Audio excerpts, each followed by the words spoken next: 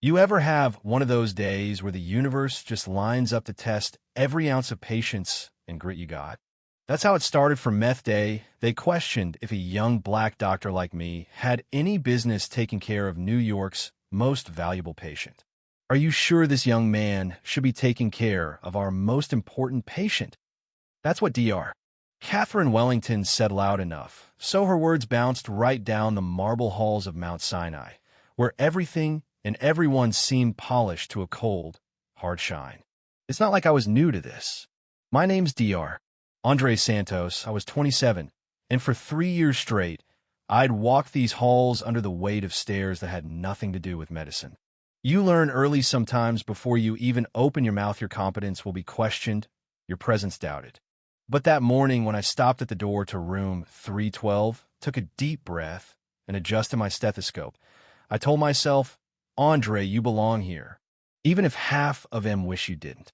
So I stepped in, and there she was, Victoria Blackwood, 25, heiress to one of the city's biggest fortunes, a girl who had everything and then lost it all in a single moment. A yacht accident, a coma for months gone, and a hospital room bursting with fresh lilies sent daily by people who measured love in bouquets and zeros. But here's the thing, nobody noticed she was more alive than anyone realized, trapped somewhere behind her own eyes. Subtle changes in breath, tiny flickers in her gaze. I saw it all. Maybe that's the blessing and the curse of being an outsider. You see what everyone else is too comfortable to see. Wellington crossed her arms, giving me that look, the one that said, let's not experiment with the family that just donated $4 million to our new pediatric wing. I kept my cool, nodded, and laid out my credentials. Neurology at Johns Hopkins, specialization in head trauma, years spent proving myself to people who thought I'd gotten here on a diversity ticket, not on merit. The mention of Hopkins made her frown like every time someone realized I wasn't just filling a quota. I started my exam on Victoria, speaking softly. Morning, Victoria. I know you're in there. When you're ready to come back, I'll be right here. What I didn't know was that she'd been awake for weeks, locked inside her body, listening to every word, every subtle insult, learning maybe for the first time what it's like to be seen for something you can't control. While I checked her reflexes, looking for the small signs other doctors missed, Victoria fought inside desperate to send out any signal, but nothing would move. She could hear her family, hear Wellington's doubts, hear the way they talked about me, as if I was a risk, a last resort. I've been documenting everything. Movements, changes in breathing, tiny shifts that pointed to awareness. And then, right as I was about to leave, her mother, Margaret Blackwood, swept in here, son Richard and Dr. Wellington trailing behind, faces full of suspicion and entitlement. What do you think you're doing? Margaret barked. I stood tall, hands where they could see the mold habit, learned from years of being presumed guilty before being heard. Routine neurological exam, ma'am. Victoria's showing promising signs. I like to keep monitoring her progress. Richard cut in. Funny, none of the other doctors noticed. The irony nearly made me laugh if it wasn't so typical. See, I'd published research on altered consciousness, got papers in journals most folks here hadn't even read. Didn't matter. Credentials fade in a room where you don't fit their picture. I stayed professional.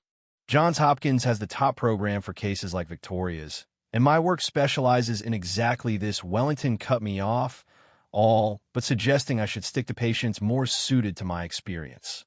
We all knew what that meant. But here's where it gets cinematic. Victoria's monitors just for a flash spiked. No one else noticed, but I did. She was in there, listening to every word, feeling every ounce of prejudice hurl my way. I finished my exam, packed my bag, but not before telling Margaret. Victoria may be far more conscious than anyone realizes. If I'm right, she's heard everything in this room. The air got thick. Hope, guilt, fear, you could taste it. I left, but not before leaning in, whispering, "You're stronger than they know, Victoria. When you come back, don't forget that real strength's about how you treat people who can't fight for themselves." What I couldn't see was a single tear, her first physical movement in months, slipped down her cheek. Something was shifting. 3 days later, they yanked me from her case.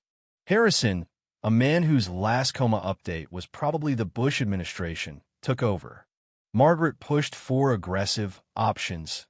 Richard nodded along, and Harrison, eager to please, started suggesting risky procedures, anything to get the Blackwoods off his back. Victoria, trapped but growing more alert, heard it all. The difference between genuine care and reckless neglect became clear. That's when I decided enough was enough. In my spare time, I turned my apartment into a war room.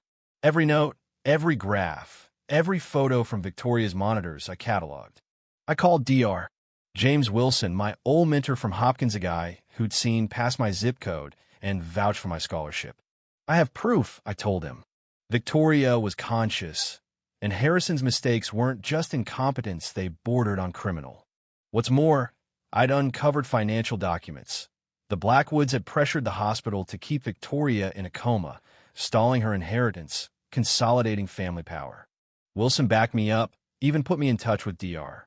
Patricia Reeves at the State Medical Board. We looped in a TV news crew from Medicine in Focus, set the stage for a showdown that would blow the doors off the whole rotten system.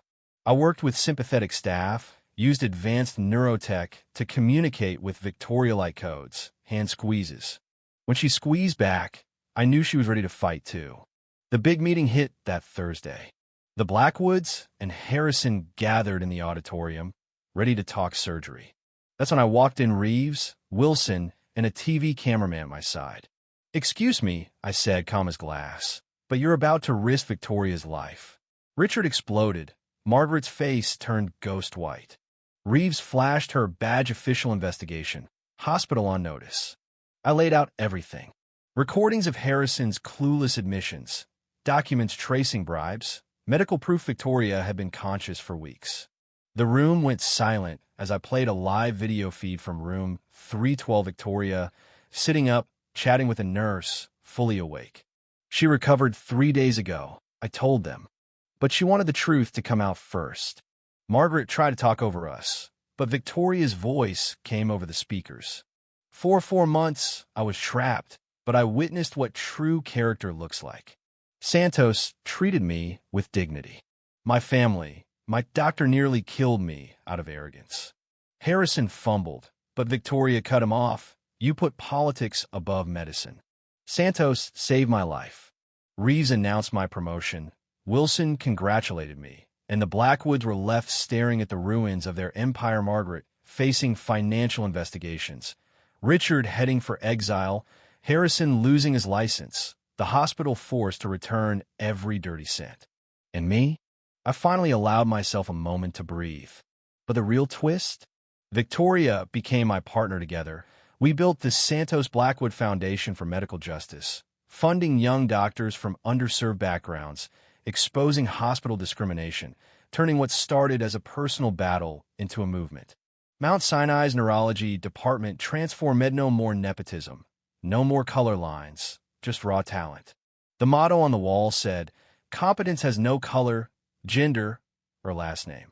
Simple as that. 6 months later, I was headhunted by Harvard, offered $50 million for my research. Harrison? Selling medical supplies, a ghost of his former self. Margaret? Her fortune cut by lawsuits and IRS audits. Her name now shorthand for disgrace. But for me, the greatest victory wasn't the headlines or even the foundation's success. It was seeing young doctors who looked like me walk those halls without fear, knowing they'd be judged on their skill, not their skin. At the National Congress of Neurology, I stood on stage where, once I'd been ignored, now every ear in the place strained for my words. The best revenge, I told them, is not destroying your enemies, but building something they could never imagine, so good they have to respect you, even if it kills them inside. Victoria smiled from the front row, knowing we'd done more than just win. We'd rewritten the rules. So, what do you think was justice served? Or do we just get lucky this time? Let me know below, because real change starts when good people speak up. And don't forget to subscribe for more stories where truth, grit, and a little bit of luck turn the world upside down, one fight at a time.